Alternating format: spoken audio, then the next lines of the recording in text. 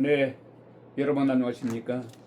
2026년 8월 14일 순서 시작합니다. 여기는 워싱턴 소리 종김 TV의 김종혁입니다. 이재명 대통령의 지지율의 하락이 심상치가 않습니다. 이재명 대통령의 지지율은 경제입니다. 문제는 경제입니다. 특히 부동산 문제를 제대로 다루지 못합니다. 정치에서는 경제가 권력의 지속성, 연속성을 담보하는 가장 지름길입니다.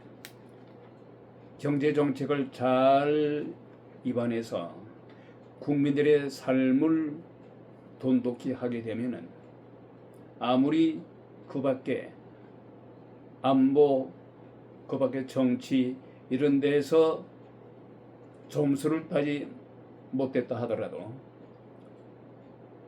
인간의 본능인 먹을거리를 충족시켜 주게 되면은 그게 바로 국민들의 마음을 흡족하게 해주기 때문에 지지율이 급상승합니다. 말하자면 정치는 경제를 최우선 순위로 해서 입안해야 국민들의 마음을 흡족하게 해서 지지도도 올라가기 마련입니다. 말하면 확실한 보증수표입니다. 그리고 한순간에 경제정책에 실패하게 되면 정권의 힘을 빼게 됩니다. 가장 날카로운 칼이 되는 겁니다. 외교 안보에서 아무리 큰 치적을 쌓았다 하더라도 당장 먹고 사는 경제 성과가 뒷받침하지 못하면은 여지없이 민심은 돌아섭니다. 이 미국의 예를 돌아볼까요?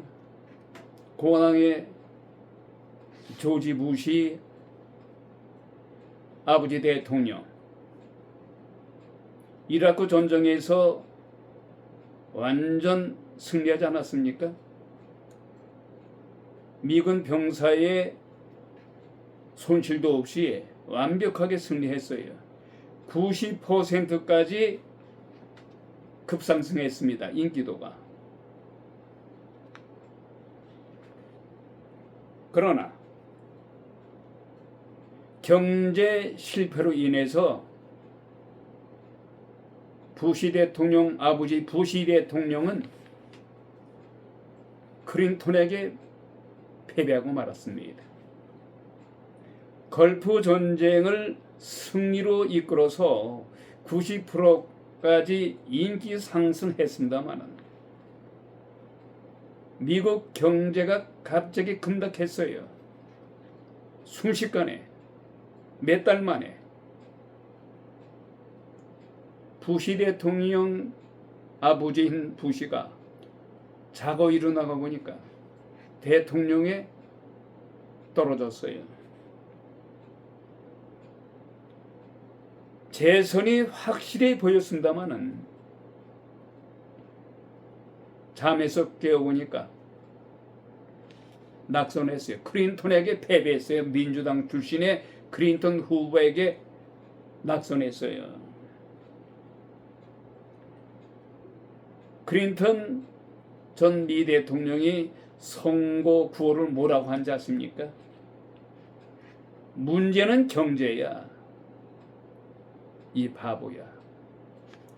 경제도 제대로 다루지 못하면서 아무리 걸프 전쟁 외교적으로 성공했다 하더라도 먹을거리가 첫 번째인 국민들의 그것을 충족시켜주지 못했기 때문에 떨어진 거야. 그래서 내가 승리한 거야. 클린턴 대통령 이렇게 구호를 외쳤어요. 문제는 경제야 이 바보들아. 이렇게 얘기를 한 겁니다. 한국의 현대에서도 비슷합니다. 전 김영삼 정부는 하나의 척결, 말하자면 박정희 전 대통령의 쿠데타 또한 전두환 전 대통령의 쿠데타 3050 그것을 척결하기 위해서는 하나회를 없애야 되겠다. 그래서 하나회를 없앴어요. 네? 그리고 역사 바로 세우기. 그래서 성공한 쿠데타는 처벌할 수 없다는 것을 특별법을 만들어서 성공한 쿠데타 할지라도 역사를 바로 세우기 위해서는 전두환, 노태우를 처벌해야 된다. 그 명분을 세워서 전두환 전 대통령과 노태우 전 대통령 그 하나회 출신들을 모두 감옥에 집어넣었어요. 그리고 금융실명제로 엄청나게 김영삼 전 대통령 인기몰이 했어요. 90%까지 치솟고 올라갔습니다만 단 한 가지 경제를 나락으로 떨어뜨렸어요. 네? 지난 1997년 외환 위기로 대한민국의 경제가 나락으로 떨어졌습니다. 그래서 IMF를 맞이하지 않았습니까? IMF를 맞이해서 이거를 제대로 처리하지 못하니까 김대중 전 대통령 김영삼 이후로 대통령에 당선된 김대중 대통령이 그걸 처리했지요. 그 바람에 김영삼 전 대통령은 하나회 척결, 금융제 실시, 금융실명제 실시, 역사 바로 세기 이 많은 지적을 했음에도 불구하고 외환 위기로 IMF를 맞이함으로 해서 90%로 치솟고 올라가다가 지지도가 5% 미만으로 급락하고 말았어요. 또한 노무현 정부는 어떻습니까? 부동산 폭등, 양극화 심화로 500만 표 차이로 정권을 뺏겼어요. 지금 통일부 장관 MBC 앵커 출신이죠. 정 통일부 장관이 이명박 전 대통령과의 대통령 선거에서 500만 표 차로 대한민국 헌정사상 큰 표차로 패했지 않았습니까? 그게 다 경제 정책 실패로 이렇게 된 겁니다. 어찌됐든 간에 경제를 잘못 다루면은 아무리 외교 국방 정치를 잘한다 하더라도 경제 정책 실패하게 되면은 급락 떨어지는 거예요. 예? 이재명 대통령도 마찬가지예요. 주식 투자, 집을 팔아서라도 주식에 투자해라.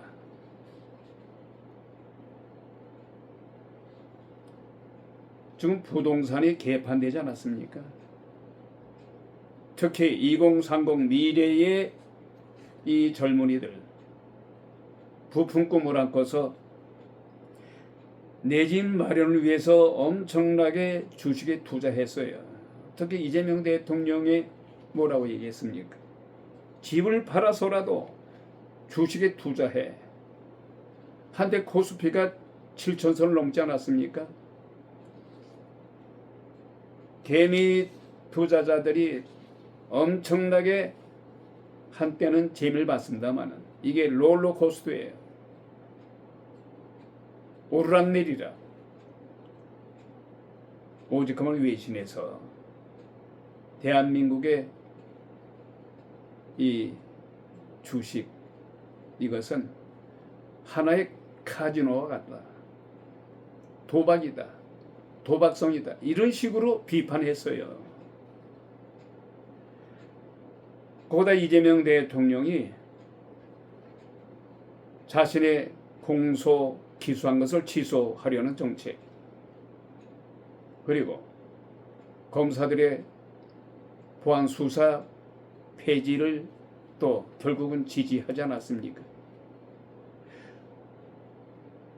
그러나 경제정책에 성공을 했다면은 이런 모든 것들도 커버가 됐을 겁니다만 부동산 정책을 잘못함으로 해서 모든 것이 현재 물거품이 됐습니다.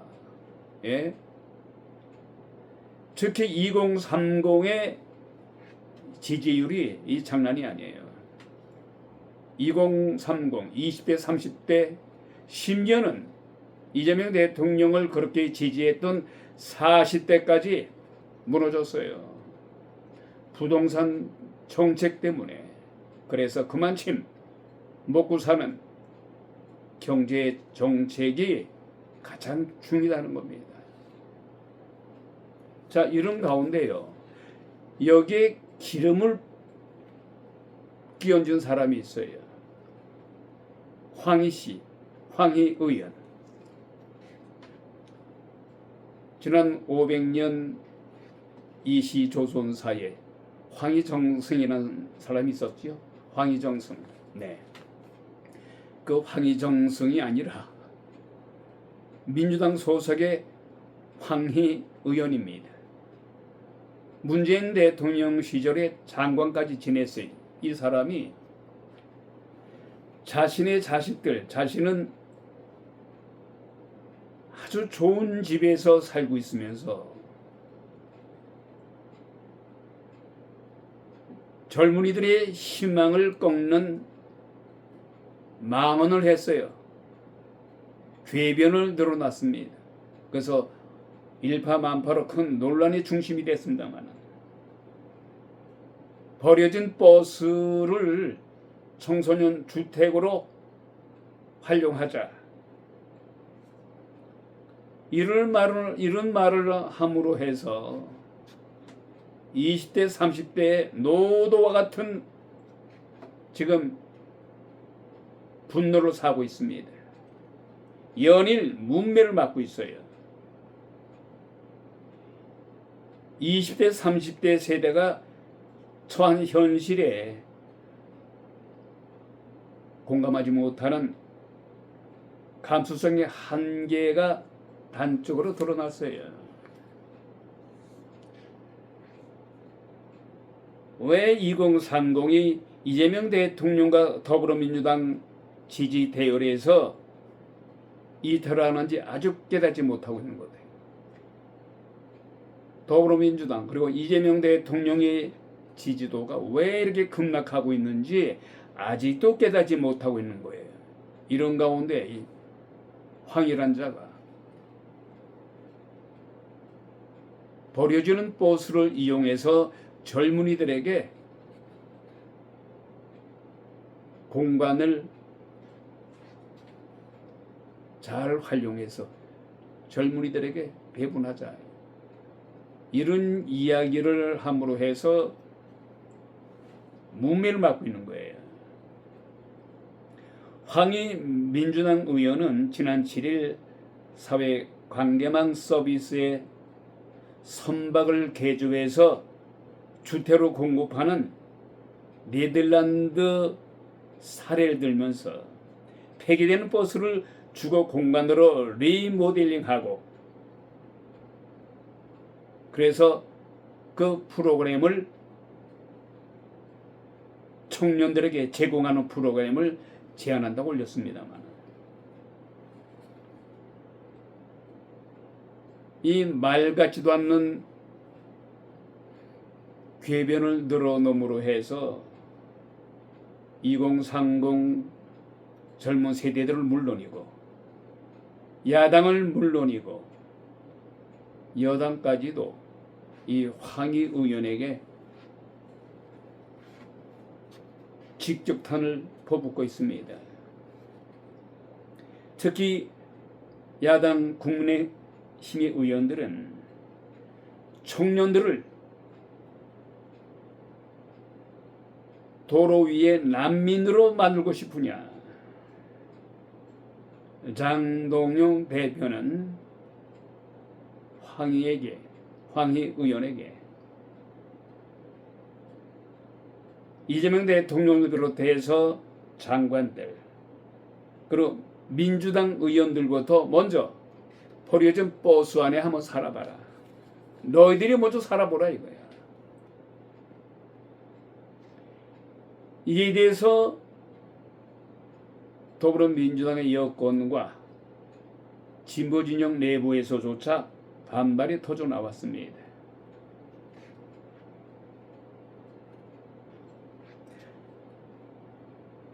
더불어민주당 출신의 김보미 전 강진군의 의장은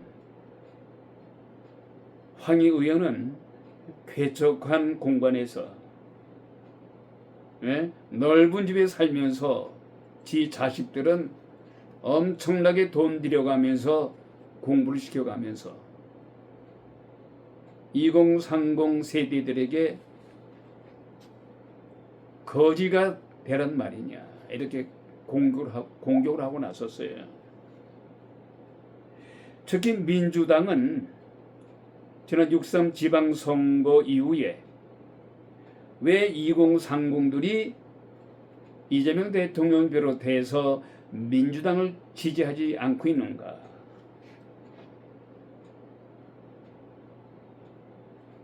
아직도 깨닫지 못하는 것. 민주당이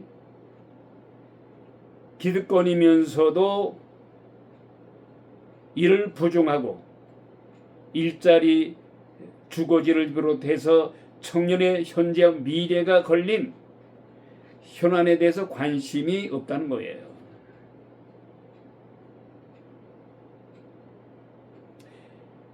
이것은 정책적 역량 부족이 아니라 청년을 위하는 마음이 전혀 없고 관심도 없다는 겁니다. 어찌됐든 간에 이재명 대통령의 지지율이 계속해서 하루가 멀다 하고 급락하고 있어요.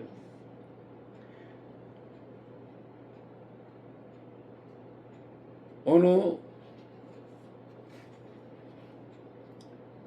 지지도에서는 43%, 또 어느 지지도에서는 30%, 2030에서는 20%까지 내려가고 있어요. 서울의 인심은 더 말할 것도 없습니다.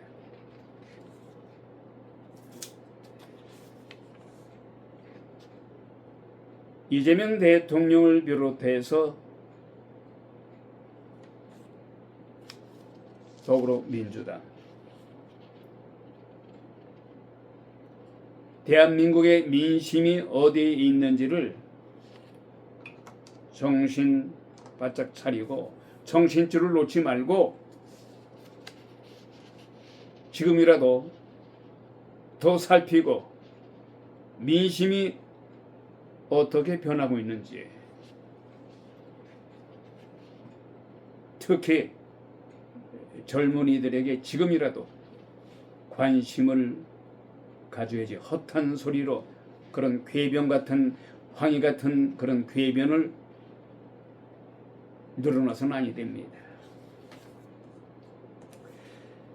자, 이런 가운데요,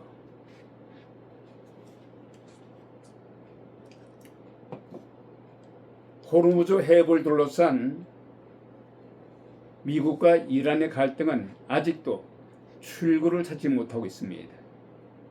도널드 트럼프 대통령은 오늘 자신의 소셜 네트 서비스 트루 소셜에서 미국이 호르무즈 해협을 완전히 장악하고 있다고 말했습니다만, 미국에 대해 이란 해상 봉쇄 이란은 아무것도 할 수 없다고 주장했습니다만, 이 말로 인해서 많은 논란을 불러일으키고 있습니다. 당시 트럼프 대통령은 이란에는 해군도 공군도 없으며 남아있는 병사들은 급여도 받지 못하고 있다면서 이란 혁명 수비대는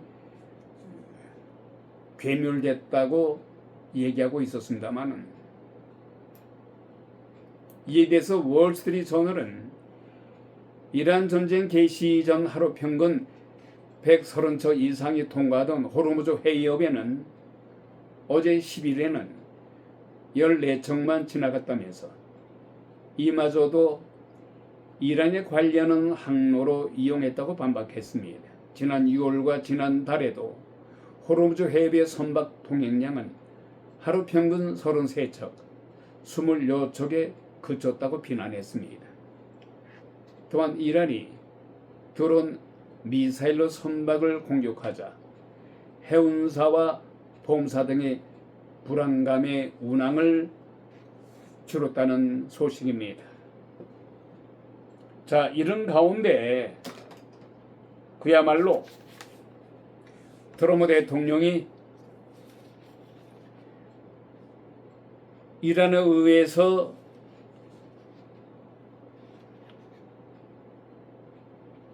암살 기도가 있자 전용기를 갈아탔다 해서 지금 논란이 또 일고 있습니다. 말하자면 도널드 트럼프 대통령이 트르키에서 열린 나토 정상회의 참석한 후에 귀향길에 이란의 암살 위협을 이유로 해서 전용기에서 위장 탈출을 감행, 군용기로 갈아탄 사실이 뒤늦게 밝혀지면서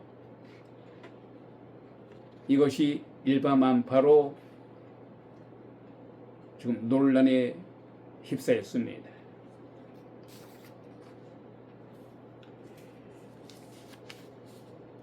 세계 최대의 초강대국인 미국의 대통령이 이란에 의해서 암살 위협을 받고 있어요. 여러분들은 어떻게 생각하십니까? 미국 자국 내에서 트럼프 대통령의 불만을 가진 자들이 트럼프 대통령을 향해서 암살하려는 사건들이 여러 차례가 있었습니다만, 그러나 이란에 의해서 남의 국가 원수를 암살하려 한다. 이건 묵갈 수 없는 거죠. 이란 대통령 트럼프 대통령이 암살을 피하기 위해서 자신의 전용기를 타지 않고 군용기로 갈아탔던, 그게 무슨 큰 논란이 될 수가 있습니까? 특히 이 CNN 방송을 보면요, 이 진보 좌파 쪽으로 생각이 든다고 합니다만, 이 CNN 방송은 특히 반 트럼프 언론사예요. 이 방송사입니다만, 트럼프 대통령에 대해서 왜 이렇게 한 가지부터 10가지 부정적으로만 보도하는지 모르겠습니다. 이 모든 것이 이란에게 유리하게 전개되는 거예요. 근데 월스트리트 저널까지 트럼프 대통령이 대통령 전용기에서 군용기로 갈아탔다는 것에 대해서 공격하고 나섰어요. 자, 이런 가운데 이란은 그 틈을 타서 미국에다 배상금을 요구하고 나섰습니다. 그러면서 미국에 배상을 해주면은 우리 이란은 호르무즈를 개방하겠다. 호르무즈 개방 조건으로 미국의 배상을 요구하고 나섰습니다. 이란이 호르무즈 해협 재개방에 앞서서 미국의 미군 병력 철수 그리고 전쟁 피해 보상 등을 요구했습니다. 그러나 트럼프 대통령도 만만치가 않습니다. 트럼프 대통령은 맞불을 놨습니다. 오히려 이란에 대해서 맞불을 놓으면서 배상을 또 요구했어요. 말하자면은 이란은 과거 테러, 시위대 살해 거기에 대해서 배상해야 된다. 도널드 트럼프 대통령이 지난 10일 이란이 전쟁 피해 배상을 요구한 것과 관련해서 이란이야말로 너희들이 저지른 과거 테러 사건 그리고 이란 내의 시위대에 대해서 몇천 명, 몇만 명을 살해하지 않았느냐. 거기에 대해서 너희들이 배상을 해야 돼. 트럼프 대통령이 이날 소셜미디어 트루스 소셜에서 이란 이슬람 공화국 대표들이 지난 5개월 동안의 군사적 충돌로 입은 피해에 대한 배상을 요구하고 나섰습니다.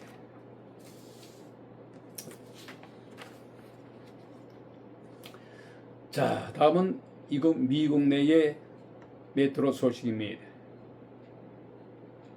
트럼프 대통령이 말하면 트럼프 행정부가 F-1 미국 내 체류하고 있는 유학생들에게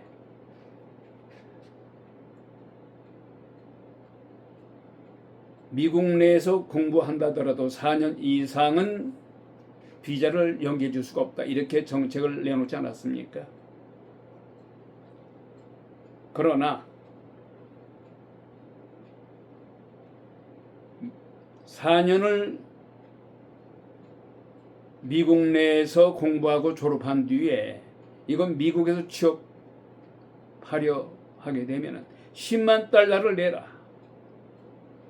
10만 달러 수수료를 내게 되면은 미국 내에서 단기간이지만은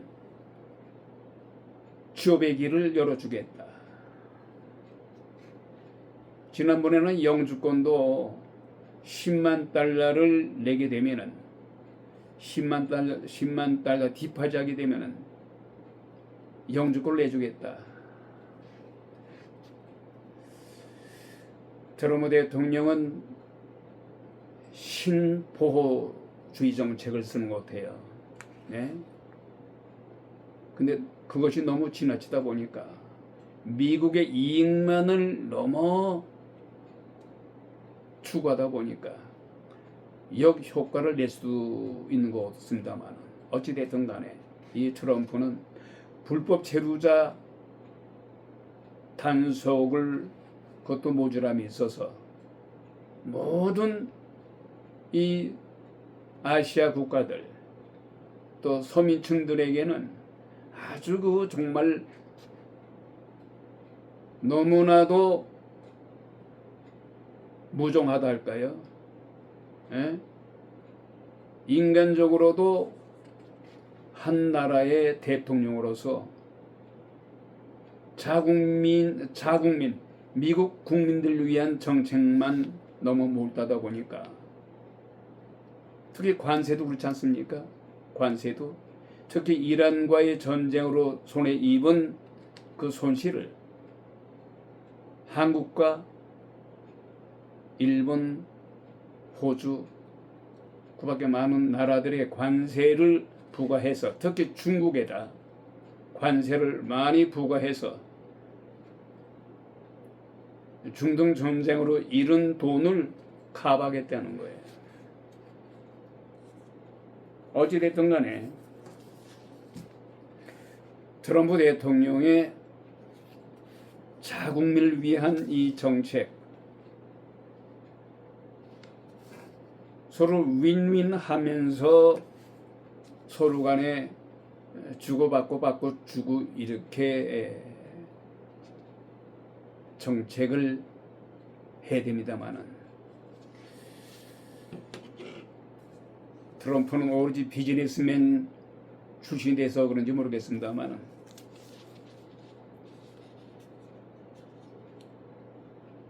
이 아시아 국가들에 대해서 특히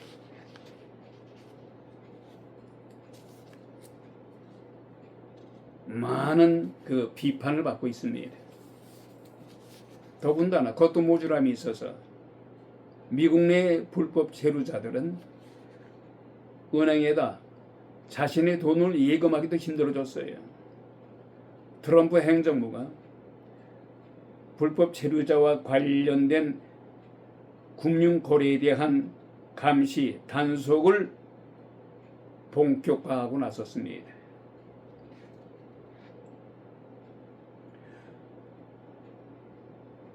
이래서 앞으로 불법 체류자들은 은행과도 거래하기가 힘들게 됐습니다. 결국은 미국에서 불법 체류자들이 발붙이고 살기에는 정말 힘들어졌어요. 트럼프 대통령이 앞으로 2년 후면은 임기가 끝나서 물러납니다만은 트럼프 이외의 다른 대통령이 미국을 책임지게 되면은 또 정책이 바뀔 수도 있겠죠. 그러기 위해서는 트럼프 대통령의 지지율이 현재 30%밖에 되지 않기 때문에 이 지지율 그리고 오는 11월 3일 선거에서 공화당에 패배하게 되면은 공화당과 더불어서 이재명 대통령이 아니고 트럼프 대통령의 그 위상은 급전직하로 내려갈 겁니다. 그러면 2년 후에 민주당의 정권을 뺏기겠죠. 그럼 민주당이 정권을 잡게 되면은 트럼프가 그동안 해왔던 그 정책들이 또 바뀔 수도 있겠죠. 그러나 현재는 서민층을 비롯해서 불법 체류자들 대단히 미국에서 뿌리를 받고 살기가 힘들어졌습니다.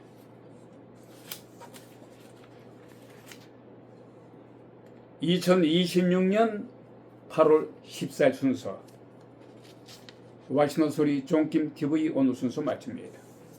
대단히 감사합니다.